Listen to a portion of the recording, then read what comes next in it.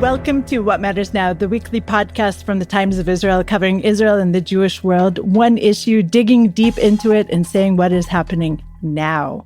I'm Amanda Borschel-Dan, your host, and I'm here with senior analyst Haviv Rettig Gur. Hi, Haviv. Thanks for joining me. It's been a while. It has. No, we just missed a couple of weeks. That's all. It's been a very busy period.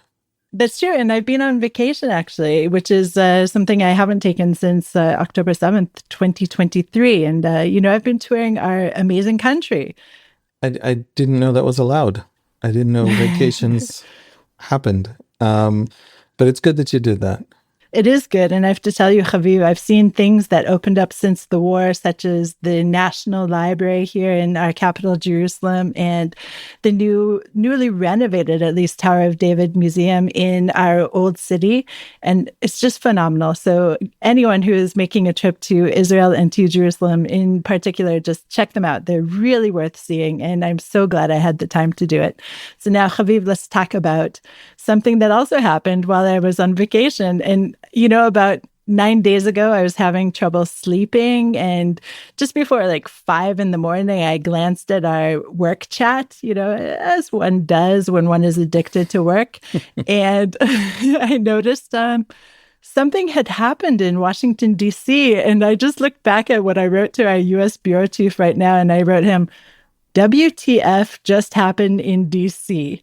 And then, I am a workaholic. Then I wrote him, now I'm really sad I'm on vacation and I won't be able to podcast with you about it and break it down. So Haviv, I'm back. Let's talk about it. And let's try and break down. I'm talking, of course, about Trump's announcement regarding Gaza. But you know what? Can I tell you something, Haviv? Yeah. When I was preparing for our little conversation today, I did a Google Trump announcement Gaza, and I have to say there were about 14 different possibilities. So I'm talking about the one on February 4th, which is when U.S. President Donald Trump essentially proposed that basically all the residents of Gaza move out and are relocated. So Haviv, tell me your first impression. First impression. Donald Trump has a sense of himself as somebody who doesn't play by the rules, as somebody who's a deep, profound outsider, as someone who comes in to these infrastructures of power but doesn't cling to their paradigms.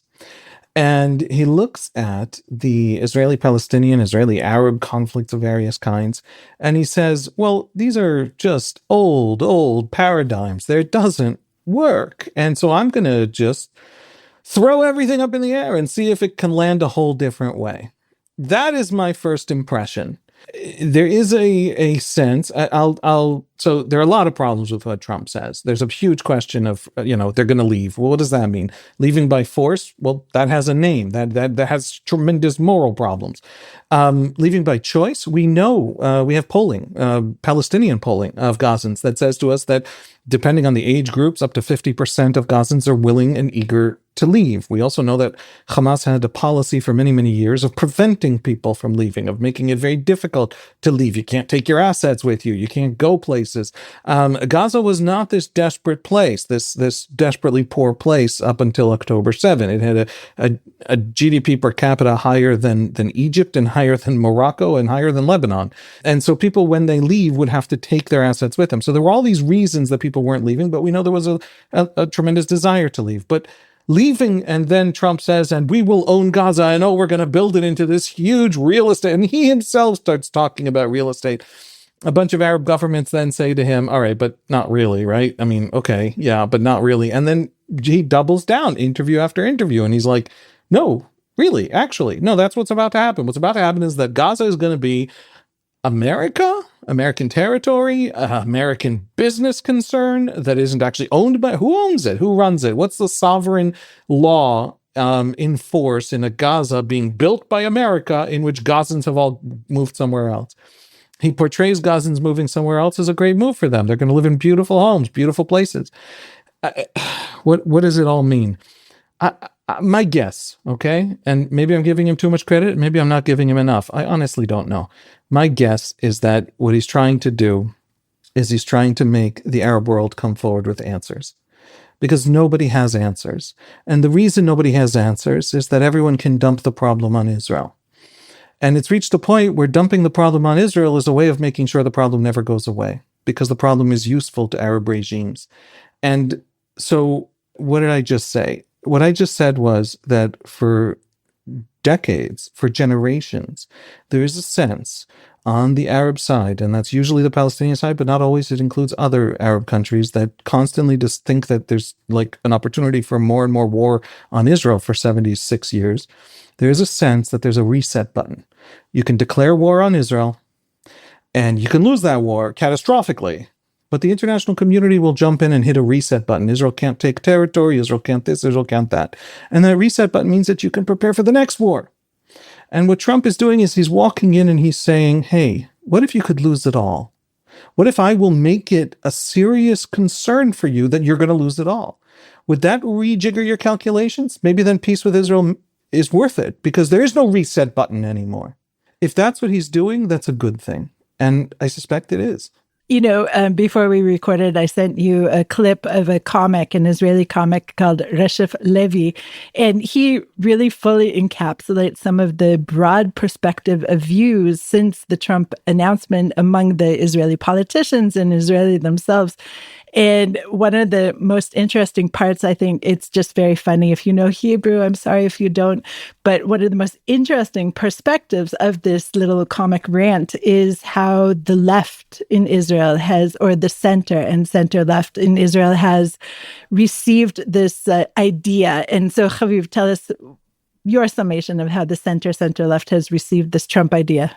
Yeah, Reshef Levi mocked people like Yair Golan from Labor Meretz, right, from the Democrats Party, who, in Reshef Levi's iteration of it, he says, well, I was okay with transfer. I've never not been okay with transfer. Now, of course, the Israeli left has thought that the idea of a transfer of the Palestinian population is profoundly immoral, and a forced transfer, I should say, I also think is profoundly immoral and not really doable. You don't pick up cities and move them. That's not except through catastrophic damage, right?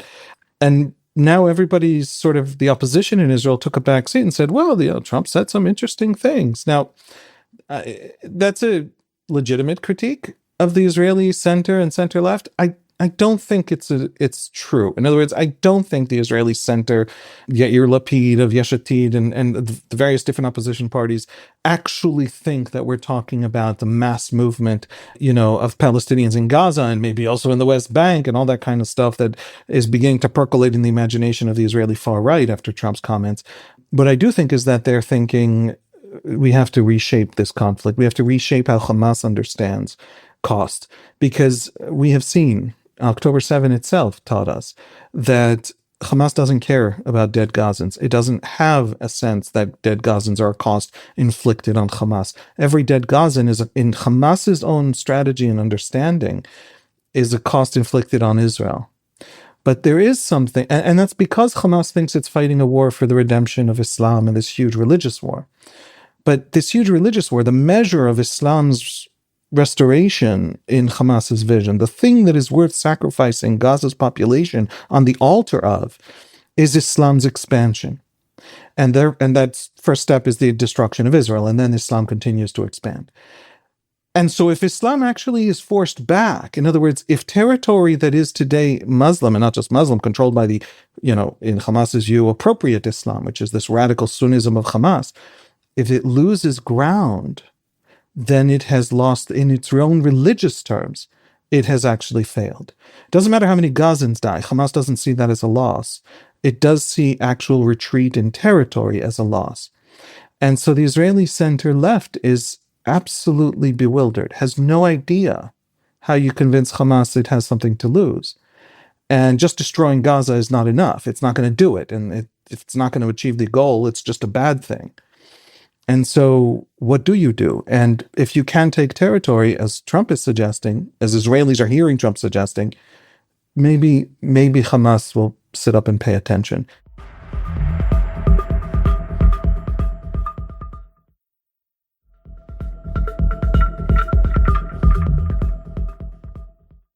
And we've, by the way, seen that since the day Trump came into office, Hamas has been willing to deal, to negotiate. to move forward with the hostage deal in a way that it wasn't before.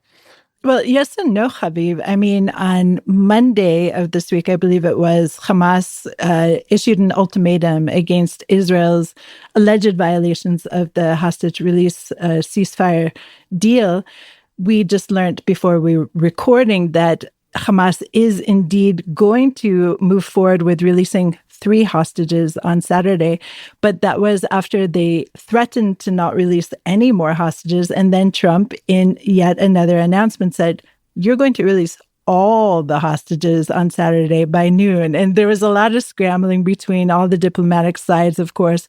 And just now we learned that Hamas is going to stick to the negotiated deal and release 3, apparently, on Saturday. We'll see what happens. Obviously, every minute can have a different headline here. Yeah. So first of all, the news that Hamas is back on board, Saleh Al-Arouri said something, and Al Jazeera reported that the deal is back. And yesterday, Prime Minister Netanyahu's spokesman said that Hamas said that there's caravans and heavy earth-moving equipment to begin to rebuild and to begin to clear out rubble was sitting on the Egyptian side, and the Israelis weren't letting them in. The Israelis denied that that is the case.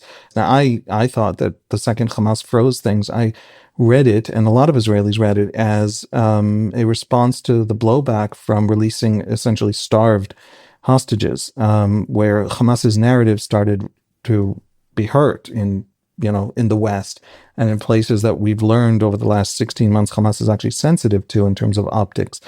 And so if it's now retreating, maybe it's because all the rest of the hostages are in even worse shape, and maybe it's even killing the hostages because releasing them is invaluable. So we don't know yet. We don't know who's winning this. We don't know who's driving this. It doesn't look like it's the Israelis at the moment. And that to me is profoundly frustrating. But of course, Hamas has over us the only leverage it ever had over us, which is our hostages. It's going to hold them and it's going to release them slowly. And Donald Trump saying you release them all by Saturday or hellfire will rain down, which he couched as advice to the Israelis, which means he couched it as critique of Netanyahu. That didn't seem to have an effect in the sense that they're back to 3. They're not back to releasing 76. So Israelis are angry at Netanyahu. I think they're angry. They're right to be angry at Netanyahu. At best, Netanyahu is moving forward with a deal. At worst, Netanyahu is being dragged through the deal. I have to say one last thing. Right-wingers have been defending Netanyahu by saying, the left has said, we could have an all-for-all release immediately and all the hostages come out. Bibi doesn't want that. He wants to drag it out as long as possible. It's about his political calendar. He's willing to let Israelis rot in a Hamas tunnel for his political benefit. Right-wingers have defended Netanyahu in that regard and said, what are you talking about? He desperately wants them out. How could you even imagine otherwise? Releasing them at this schedule is Hamas's own demand, not Netanyahu's demand. There's no better, faster way to release them. I don't know. I've heard right-wingers over the last 2 days say, wait a second, Donald Trump said all or nothing or hellfire is rained down on Gaza. Netanyahu seems to now have American backing for that. And now Netanyahu is back to releasing 3 on Saturday. Maybe the left has a point about Netanyahu. So there's so much politicking happening here. And there's so many releases from the Prime Minister's office that we simply can't trust at this moment, that it's actually kind of horrifying what's going on. And I don't know. I don't know what's going on. It's a long way to say I don't know, but it's important that we don't know. I don't know either. I have no inside information. But Haviv, what's the alternative? What is hellfire raining down? That means restarting the war, obviously. And we did hear about a bolstering of troops inside and outside of Gaza, and the rumor, at least, that some reservists were being called up. Those who had received notices just to return in May are apparently in line to return to Gaza. So what is hellfire raining down? And nobody wants to restart the war except for essentially the most right-wing members of the coalition and those who are now out of the coalition, of course. So what is hellfire in this case, and who's supposed to deliver it? It's the Israelis. Yeah, I actually think it's quite easy. There is a military option. There's a long, grueling, 3-year degradation war in Gaza that doesn't require 100,000 troops on the ground. It requires commando raids, Air Force, all that kind of stuff. And we slowly remove Hamas piece by piece from Gaza. And it means Gaza can't be rebuilt, and it means Gaza doesn't have respite, and it means terrible things for Gaza. It is basically the American strategy against ISIS in Iraq back in 2015, 16, 17. It's a terrible, terrible thing for the civilians on the ground, but it worked in Iraq. ISIS was removed. And so that was a 5-year degradation war of slowly, constantly, it was a game of moles, right? You bop the mole every time it pops up. But if you keep it on long enough, you run out of moles. And that's what happened with ISIS. And I think it's doable in Gaza. And so there is an Israeli hellfire. There's upping that. There's closing down. There's telling Palestinians this isn't the end because Hamas won't end it. So that is an Israeli strategic option with terrible costs for Palestinian civilians. But that too is part of Hamas's strategy, the terrible cost for Palestinian civilians. I would say that is an Israeli option. Absolutely. The only problem with that option is that it doesn't get the hostages out. Now, here's the problem with pinning everything on the hostages. Hamas will hold on to them until they're no longer useful. And that's going to drag out. In other words, there comes a point where Hamas can't release the last ones because then the Israelis can resume the war with absolutely nothing holding them back. And so those last ones aren't coming out unless what? We have a peace with Hamas? Well, Hamas won't sign a peace. It'll be endless war. Hamas will trade the last ones for being what? In charge of Gaza? At some point, I think we're going to see this ironic, there's some possibility that with one of the profound ironies of history, Hamas is going to start putting together a day after with Arab states. Because if you have non-Hamas police in Gaza, the Israelis can't just invade. In other words, the Israelis will have trouble going back into Gaza at will if Saudi police officers are in place or Saudi soldiers are in danger. The Israelis can't kill Saudis. Hamas's goal is to survive by holding those hostages over us, and we're playing that game. And it's to me a failure. It's a failure of Israel. I'm glad the hostages are coming out. We should hold to this agreement as long as possible, and we should have a plan for destroying Hamas the day after. And Hamas will drag it out, and it'll be horrible for Palestinian civilians, but the alternative is Hamas coming back, and we have a worse war in 5 years.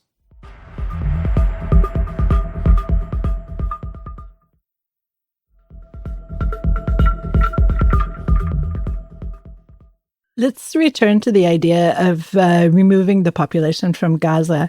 And I don't know if everyone knows, but Gaza was even, around 1,500 years ago, it was a real Christian bastion, and it was a port city, and it was flourishing, and it was a beautiful place. And there were, churches and all sorts of amazing finds that are now destroyed either by Hamas before the war or as a result of the war.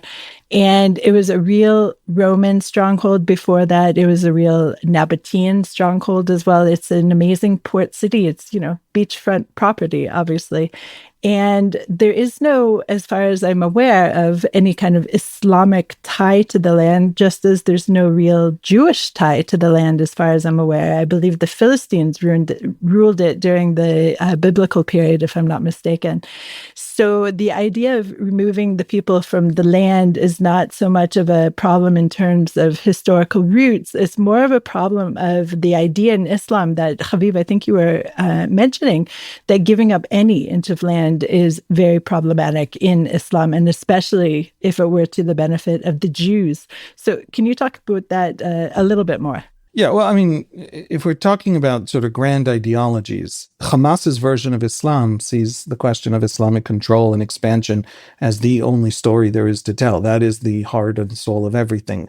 Hamas is born in this century-old Salafist discourse in Islam about why we're so weak. It's something that's triggered by European empires coming into the Middle East and suddenly very easily taking over the Middle East from the Ottomans. And Muslims start asking themselves, theologians, important people, the most important journalists and theologians in the Arab Sunni world start asking themselves these questions. Why are we so weak? What happened? And it's a huge theological problem because geopolitical power is deeply connected in the Islamic tradition with divine grace, with the Quran and the Revelation being true as proof of Islam's, what else explains Islam's amazing, right, startling, like, expansion in the first century of the religion, other than that it is true and God is with it and it is in sync with God's plan for history and all of that. So weakness is a theological problem, and that idea produce this pietism, this idea that if we return to Islamic piety, then the geopolitics will sort themselves out. And that's what the Muslim Brotherhood of Egypt are all about, and that's what the Wahhabis of Saudi Arabia are all about, and that's ISIS is just an extreme extension of those ideas. And Hamas is very much in that ideological world. And so for Hamas, piety and willingness to sacrifice is what will bring geopolitical preeminence back to Islam and will overcome, 400 years of decline and weakness in Islam. And so, that's absolutely Hamas's fundamental driving vision. That's why they're willing to destroy Gaza in this war, that they plan to look like this, right? Because they built those tunnels to force the enemy to go through cities. If you think the Israelis are evil, which Hamas does, well, then you knew the cities were going to be even more destroyed than they are, right? And in other words, Hamas planned Gaza's destruction. And just not liking Israelis isn't, or if you think the Israelis are evil, that doesn't solve the problem of that Hamas planning the destruction. It highlights that evil on Hamas's side. So, long story short, that's what's driving Hamas's calculations as we go forward. But that's not necessarily the argument that therefore Gazans can move.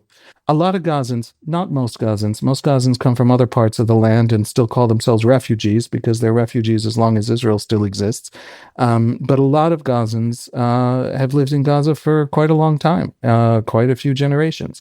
And so moving them out, if you step aside from the ideological questions, but just the people themselves, they are leaving their home. That's not something we can just dismiss because of Hamas's own Islamic ideology, which cares less about the question of who's living in their home and more about the question of Islam's own surge back into history. Just because Hamas isn't worried about that aspect of it doesn't mean we can't be. You can't move 2 million people out of a place that is their home. Having said that, you also can't build the place for years. They're going to be living in dirt. So maybe there are solutions.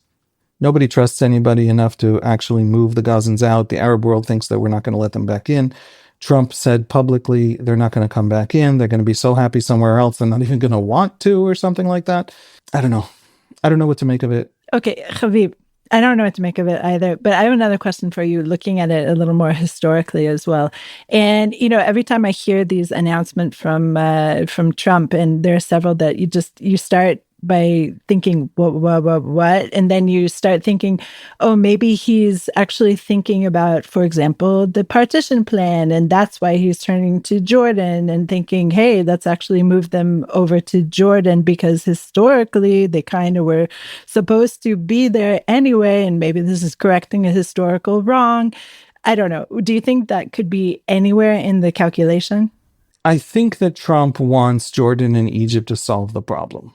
But wait, first talk about the partition plan, just to give our listeners a little more background. Well, the partition plan was a 1947 plan presented to the United Nations that divided the land in a way that the Arab side and the Jewish side each had sort of 3 blocks of land that kind of intersect with the other side's blocks.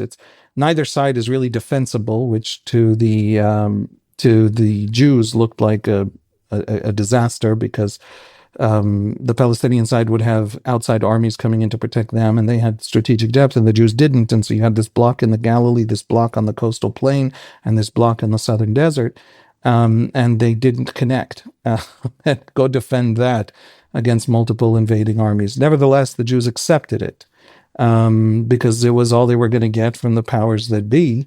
And then the war began. And so the war began. First, there was what historians call the civil war, the Arabs and Jews in the land itself, the new Israelis, the Palestinians fighting amongst themselves. And then after May 1948, Israel's declaration of independence, an Arab invasion by 5 Arab armies. And then the war ended in a ceasefire line that is basically today's Green Line, right?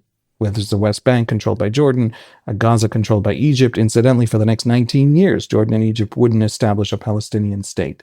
They actually tried to claim those territories as their own. Right. So that also leads into me thinking, hey, this Trump idea, which on the surface of it, again, it's shocking and crazy to so many people, including myself. Maybe he is looking to the past in order to create this kind of solution. I don't know. Look, it is easy to imagine, okay, on paper, if you don't actually know the people, it's easy to imagine some kind of Palestinian state that is 75% of the West Bank. The Israelis take most of the settlements which are adjacent to the Green Line. They take the mountain, they go move up to the mountain range so that they're not 9 miles wide in the middle of the country and overlooked by this, West Bank mountain range. Israel's a little bit wider around the waist, and 2/3 of the West Bank, 3/4 of the West Bank become a Palestinian state, with 90% of the settlers in Israel, 90% of the Palestinian population in Palestine, and that state, which is a tiny little rump state that's surrounded by Israel on all sides, essentially, joins in a confederation with Jordan, and therefore has strategic depth, and therefore has breadth, and therefore has an international airport, and therefore has already a seat at the UN, and therefore has institutions. Jordan is a competent state with state institutions in a way that Palestinians have never been able to build, and when they had a chance to build, didn't want to build, because Yasser Arafat was a corrupt kleptocrat dictator, and Mahmoud Abbas was less violent, but no less corrupt.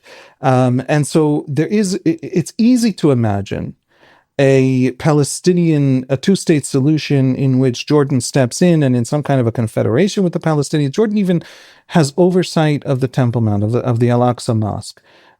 That would be still, be still there. In other words, so little would actually, you don't even need a lot of imagination to imagine Jordan giving the Palestinian side enough to make a two-state solution viable on the Palestinian side, and therefore make the solution viable generally. If the most important political factions in the Palestinian political world could handle Israel existing, which I don't know how to get away from it. I apologize. We have some polls where if you ask in a certain way, the Palestinian public, that there are indications that majorities, not large majorities, but some kinds of majorities are willing to have a Jewish state next to them. In other words, it's not even that the Palestinian public is so utterly radicalized that it's impossible. But the Palestinian ideological elites absolutely are. And whenever a Palestinian ideological elite, some section of Fatah, actually goes to this idea of having two states and accepting Israel's existence as a Jewish state, meaning abandoning a mass right of returning to Israel, they then collapse in the polls and can't get elected and have to become a little dictatorship that never has elections. So if this was not a conflict between Israelis and Palestinians, but between other people who had already reconciled with each other, a political solution in which Jordan plays a very significant role, Egypt plays a very significant role, would be easy. But there's no reconciliation. So none of that's relevant. I think maybe Trump is trying to convince the Jordanians and the Egyptians that they have to come rescue the Palestinians with new ideas, because the Palestinians are about to lose ground dramatically. And if that's true, then it's a very good step, irrespective of the actual, statements. America's not going to come in and rebuild Gaza into some kind of beachfront property while 2 million Gazans find a home in southern Egypt. I mean, that's not what's about to happen. But the idea that America no longer cares what happens to Palestinians is a significant move forward, because it tells them that they actually have to do something. They can't just hit a reset button and fight another war in 5 years. They actually have to find a solution. And that would be a challenge for Israel. Once there is that impulse on the Palestinian side, then the question arises, are the Israelis capable of finding a solution? But that comes after there's somebody on the Palestinian side even desiring any kind of solution that isn't just the destruction of Israel. So we're all waiting for the plan from Egypt, which is set to be released in the coming days, if not today, even a proposal to solve this Gaza quagmire. And Haviv, I'm sure we'll discuss it very soon. So thank you so much for joining me today. Thanks, Amanda. Thanks for listening to The Times of Israel's What Matters Now. Please check out another installment next week.